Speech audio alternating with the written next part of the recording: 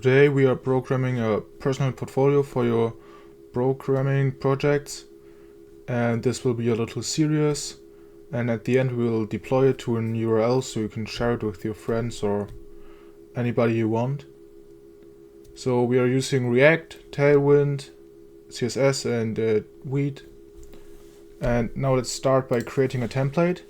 We create this with npm create Vite at latest, and then we leave a space and add a dot so we can create a template in the same order which we are right in. Let's give that a name like portfolio. We are using React and JavaScript. Then we have to install the dependencies with npm e or npm install.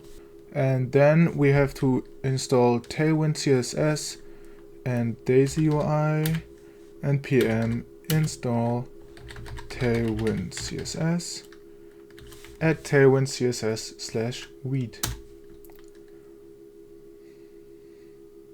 And then at last, Daisy UI at latest. Now that we have everything installed, we are going into the Vite config and we have to import Tailwind CSS.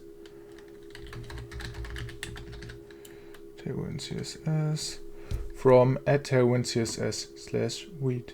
And then we have to add it to the plugins list after the React one with Tailwind CSS and brackets. Now save that.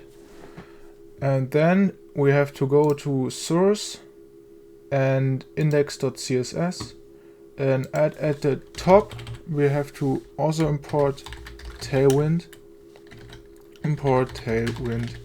CSS, and after that we have to import Daisy UI, but it's a plugin from Tailwind CSS, so we don't type add import, we type add plugin, and then Daisy UI. And after that we can look if it works by npm run dev. Let's open it, and you can see this is the template which we have right now.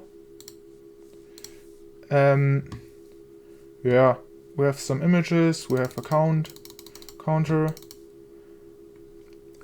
That's that for this episode. In the next episode we will create the folder structure and test if Tailwind CSS and Daisy UI works.